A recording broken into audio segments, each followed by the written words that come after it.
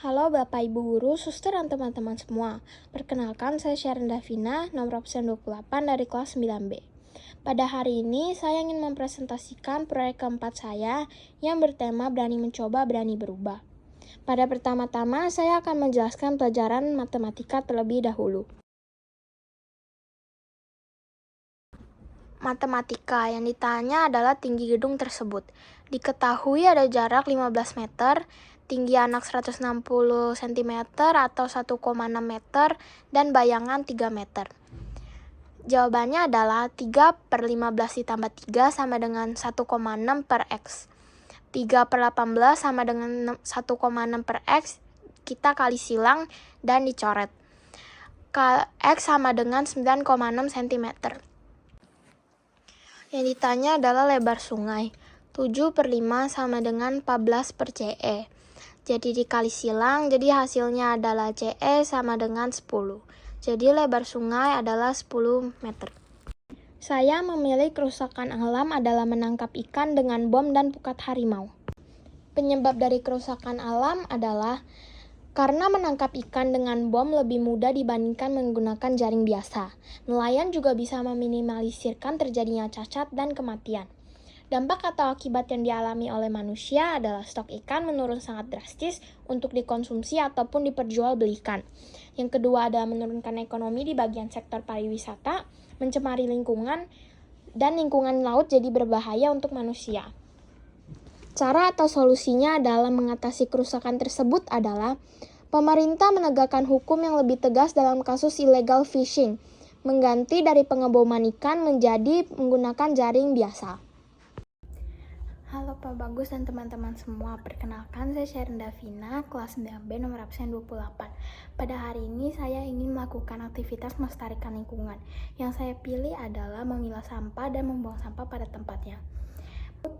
Manfaat dari pemilahan tersebut adalah memudahkan proses pengolahan selanjutnya dan juga membuat sampah di rumah saya menjadi lebih sedikit dari sebelumnya. Dan dampak untuk membuang sampah pada tempatnya adalah membuat lingkungan menjadi terhindar dari sarang penyakit, membuat keluarga dan lingkungan sekitar lebih sehat, menjadi lebih sejuk, dan juga lebih enak dilihat. Mengapa kulit apel bisa menjadi kompos? Dikarenakan kulit apel mengandung potasium, vitamin A, vitamin C, folat, zat besi, kalsium, dan fosfor yang bisa membantu menyehatkan pertumbuhan tanaman dan juga perkembangan tanaman secara menyeluruh. Mari kita manfaatkan sisa makanan menjadi pupuk kompos agar lebih bermanfaat.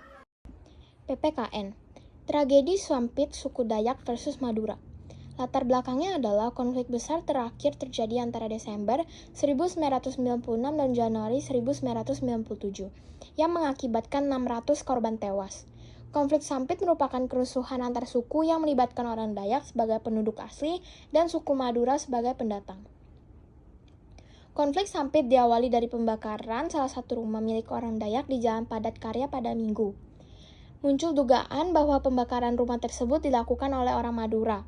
Orang Dayak kemudian melakukan aksi balas dendam yang menyebabkan satu orang Dayak dan satu orang Madura tewas.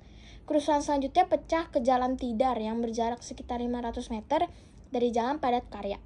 Lokasi tersebut dihuni lebih banyak orang Madura dan terjadi pula aksi pembakaran rumah. Akibatnya, 3 penghuni rumah menjadi korban tewas sementara 1 orang meninggal karena terkena senjata tajam. Warga di Jalan Tidar yang mengetahui adanya kerusuhan kemudian berhamburan dan ada yang bersembunyi di semak belukar.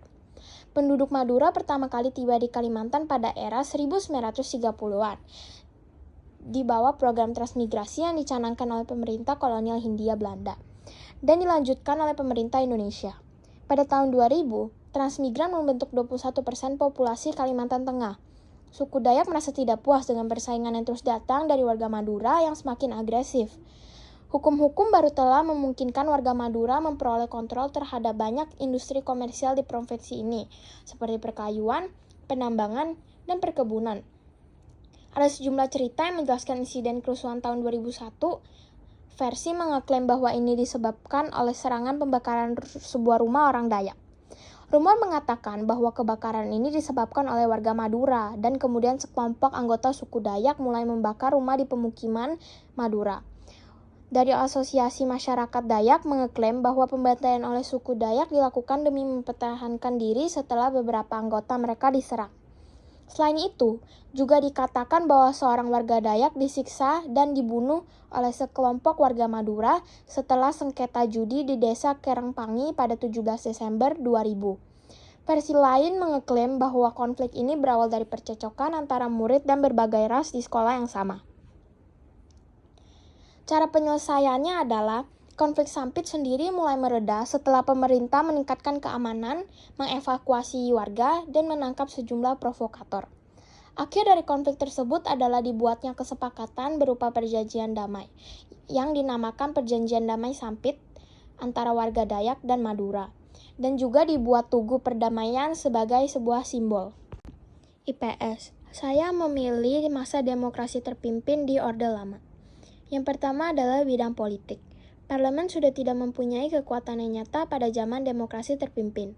Sementara itu, partai lainnya yang dihimpun Soekarno menggunakan suatu ikatan kerjasama yang didominasi oleh ideologi. Partai politik tidak mempunyai peran besar dalam pentas politik nasional dalam tahun awal demokrasi terpimpin. Partai politik seperti NU dan PNI dapat dikatakan pergerakannya sangat lumpuh, dikarenakan akibat tekanan presiden yang menuntut mereka menyokong apa yang telah dilakukan olehnya. Sebaliknya, golongan komunis memainkan peranan penting. Sebuah pengkhianatan terbesar yang dialami bangsa Indonesia adalah Gerakan 30 September 1965, atau nama lainnya adalah G30 SPKI. Peristiwa G30 SPKI terjadi pada malam hari, tepatnya waktunya saat pergantian dari tanggal 30 September, hari Kamis, menjadi 1 Oktober pada hari Jumat. Tahun 1965, tepat tengah malam dengan melibatkan pasukan Cakrabirawa dan anggota Partai Komunis Indonesia atau yang dinamakan PKI. Yang kedua adalah bidang ekonomi. Pada masa demokrasi terpimpin yang berlangsung dari tahun 1959 hingga 1966, kondisi perekonomian Indonesia tetaplah buruk. Meskipun pemerintah melakukan berbagai upaya untuk meningkatkan perekonomian, namun hasilnya masih terbatas. Pada akhirnya, kebijakan demokrasi terpimpin yang lebih fokus pada politik daripada ekonomi membuat kondisi perekonomian semakin buruk. Kebijakan pada saat itu adalah salah satu kebijakannya pembentukan Bappenas untuk melaksanakan pembangunan ekonomi. Pada 15 Agustus 1959, pemerintahan membentuk Dewan Perancang Nasional atau yang diberi nama Depernas. Ketuanya adalah Muhammad Yamin dengan anggota sebanyak 50 orang. Pada tahun 1963, Presiden Soekarno mengganti namanya menjadi Bappenas. Yang ketiga adalah bidang sosial. Dinamika politik yang terjadi pada masa demokrasi terpimpin berupa persaingan antar kekuatan politik yang berpengaruh terhadap kehidupan sosial masyarakat Indonesia pada waktu itu.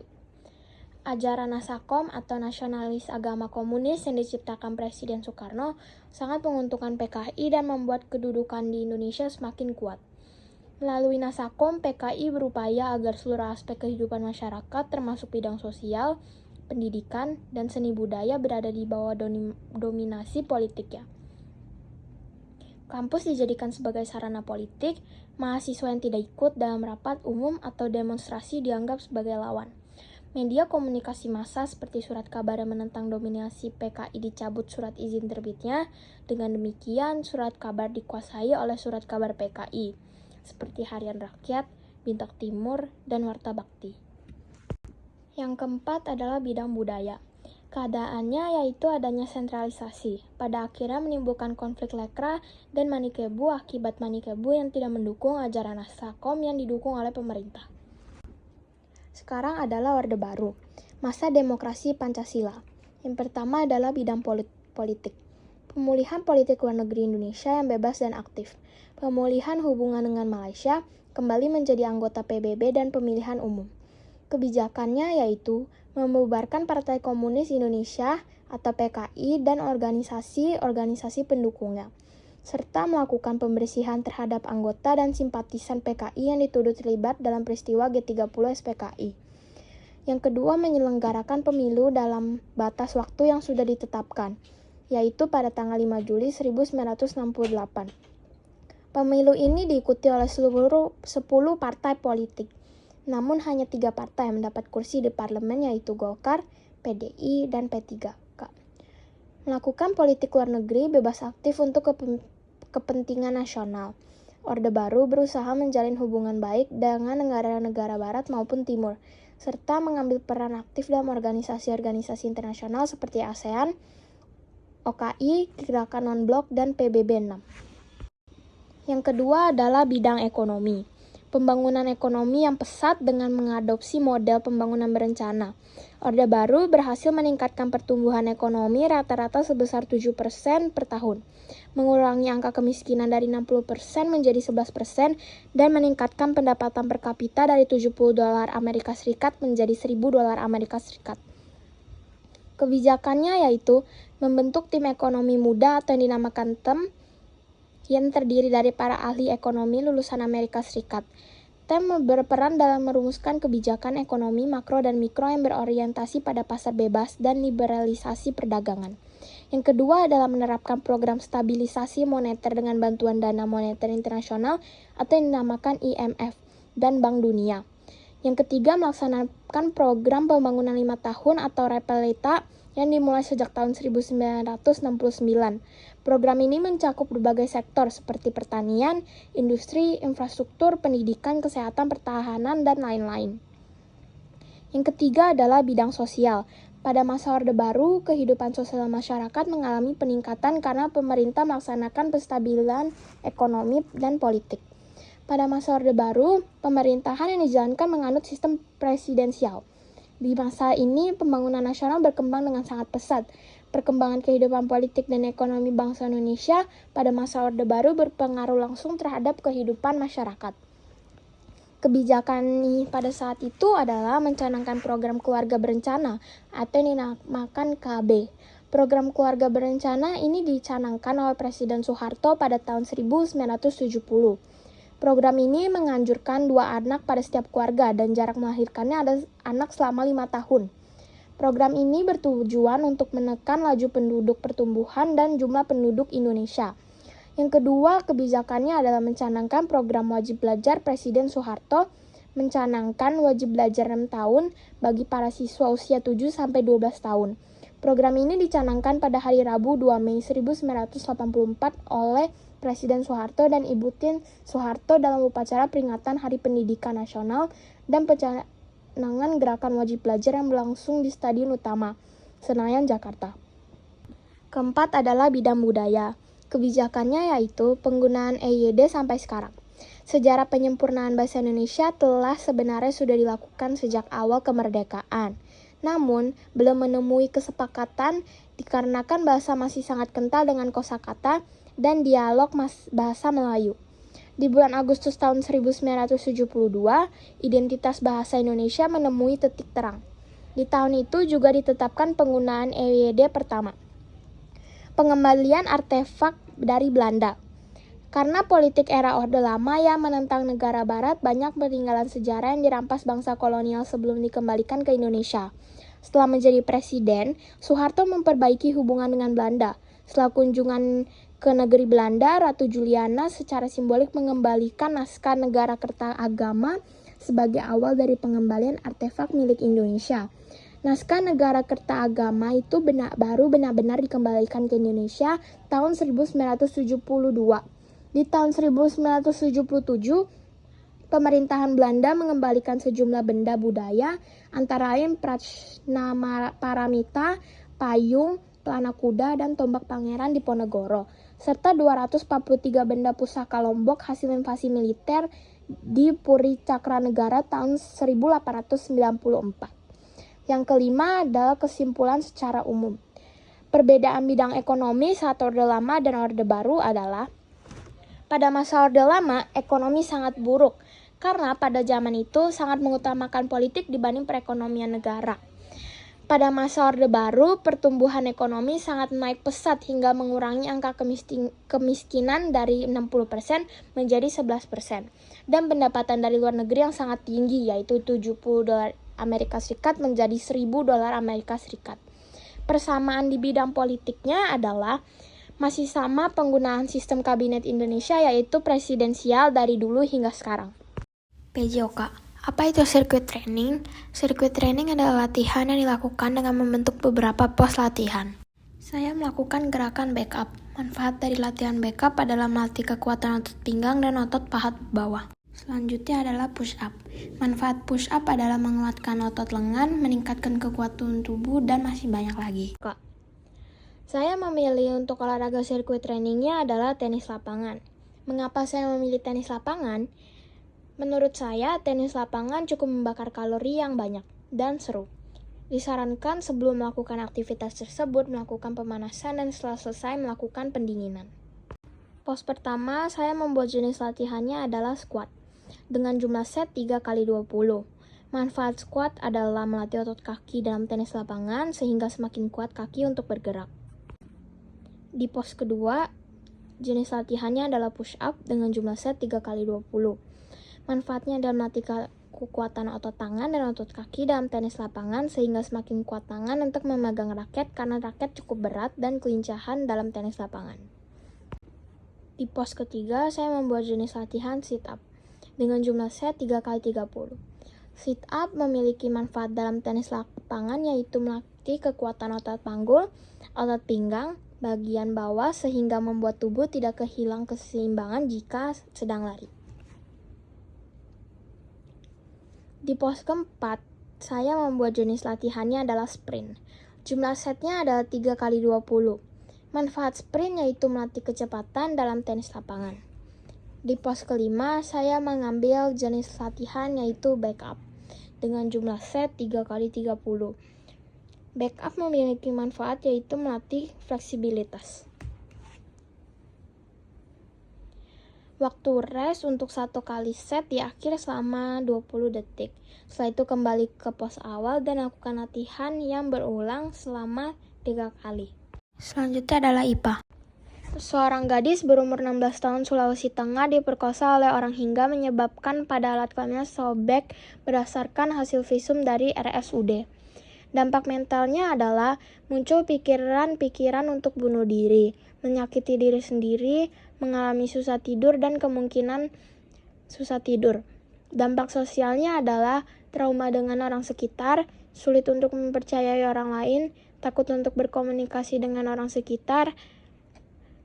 Dampak fisiknya adalah bisa terkena penyakit seksual yang menular, seperti AIDS, hepatitis, herpes, dan lainnya. Dan rasa tidak nyaman pada alat kelamin, infeksi dan pendarahan di bagian alat kelamin. Solusi mentalnya adalah membawa korban ke psikiater, melakukan terapi secara profesional, dan ajak agar korban mau terbuka dengan keluarga terdekat. Solusi fisiknya adalah membawa korban ke rumah sakit agar pengecekan lebih detail lagi pada luka yang robek. Bahasa Indonesia. Guru jendela dunia. Saat ini tentu kita memiliki tokoh yang menginspirasi. Tokoh yang menginspirasi yaitu Elizabeth Rekyandinda Prabawati atau yang biasa dipanggil Bu Dinda. Ia adalah seorang guru yang bekerja di SMP Tarakanita II. Ia menempuh jenjang pendidikan SD di Kanisius Bantul, SMP Negeri 2 Bantul, SMA Stella Duce Bantul, dan melanjutkan kuliah S1 di Universitas Sanata Dharma. Hobi Bu Dinda yaitu dengerin musik dan membaca novel. Bu Dinda lahir pada Bantul tanggal 20 Mei tahun 1997. Organisasi yang pernah Bu Dinda ikuti yaitu SMA menjadi OSIS dan saat kuliah menjadi panitia teater bahasa Indonesia. Cara Ibu Dinda membagi waktu yang baik antara belajar dengan waktu lainnya adalah membagi waktu yaitu Ibu Dinda harus mengetahui aktivitas mana yang harus lebih diprioritaskan. Tantangan yang Ibu alami itu adalah Ibu Dinda kurang suka dengan anak-anak, apalagi anak-anak yang susah diberitahu. Orang yang selama ini memotivasi Ibu adalah orang sekitar yang sama-sama mempunyai pikiran positif. Ibu Dinda sebelum di SMP Tarakanita II mengajar di SMA BHK Cibubur. Ia memilih mengajar di SMP Tarakanita II dikarenakan Ibu Dinda adalah alumni Tarakanita. Jadi kurang lebih mengetahui nilai-nilai yang ditanamkan di Tarakanita. Ibu Dinda sangat suka bidang bahasa Indonesia. Dikarenakan saat sekolah nilai bahasa Indonesia Bu Dinda paling tinggi dibandingkan pelajaran yang lain. Hobi ia adalah mendengarkan musik dan membaca novel. Hal baik yang bisa saya contoh dari Bu Dinda adalah Bu Dinda sangat sabar dalam segala hal. Salah satunya anak yang kurang bisa diberitahu. baik terhadap semua orang, termasuk orang yang belum ibu kenal sebelumnya. Ia selalu ceria di depan sekitar, walaupun kita tidak tahu di belakang yang terjadi. Tetap semangat dalam keadaan apapun dan selalu rendah hati kepada semua orang. Tentu hal itu akan saya contoh untuk kehidupan sekarang ataupun kehidupan di depan lagi. Pesan yang ia sampaikan adalah tetap menjadi orang yang baik untuk semua orang. Pesan yang disampaikan Bu Dinda tidak ada ruginya untuk menjadi orang yang lebih baik. Terus semangat untuk menerapkan sifat baik kepada sesama. Oleh karena itu, pesan tersebut juga bisa menjadi inspirasi bagi orang sekitar. Ini adalah foto tote bag saya yang saya gunakan dengan teknik saring. Since I was 5th grade, I always thought I wanted to be an interior designer. The reason is because I was attracted to the atmosphere in the hotel and wanted to have a room like that. If I wanted to be an interior designer, the job would to be arrange rooms or space in the house. Because of designing, I have loved from childhood until now to look at miniature on the street. Some effort to achieve my dream are: first, I have learned which good material for a door. Second, I have learned from the people that already professionals about design interior. Third, I have imagination since childhood to design a messy house. Fourth, I have put more effort to my design. In addition, since I was 5th grade, I have played a game about designing a house. But there are some difficult to achieve my dream. I have difficult in my mathematics because you have to measure an item that is requested to be made. Difficult to communicate with people who have different opinion. The solution to overcome this is that I try to understand mathematics. I will learn about marketing so that my business runs smoothly. Moreover, I will study with other people about housing to learn about coloring, decoration, and much more. PKT. Mengubah pola pikir dari tidak bisa menjadi bisa itu bisa dengan cara lebih menyadari pola pikir. Hal ini merupakan salah satu hal yang dapat dilakukan untuk perubahan. Lebih berpikiran positif dari yang biasanya mengatakan apa-apa belum dicoba sudah tidak bisa. Mungkin memang saya belum bisa melakukannya sekarang, tapi suatu saat saya pasti bisa. Fokus agar bisa menetapkan tujuan yang spesifik dan jelas terhadap sesuatu yang ingin dicapai. Disiplin berkomitmenlah dalam melakukan sesuatu. Memang perubahan memakan waktu dan usaha yang cukup keras. Conviction, lebih memiliki daya juang dalam perihal mengerjakan proyek dengan daya juang sendiri. Tidak bergantung dengan teman saat proyek berkelompok, tetapi dengan daya juang bersama. Competence, dengan adanya proyek individu membuat saya lebih mandiri lagi dalam mengerjakan proyek seperti proyek SBK mau ngecat, Bahasa Indonesia membuat paragraf, dan lainnya. Dengan cara tersebut, saya tidak bergantung dengan teman kelompok. Terima kasih Bapak, Ibu Guru, Suster, dan teman-teman semua sudah mau memperhatikan presentasi proyek keempat saya. Mohon maaf jika ada salah kata. Terima kasih.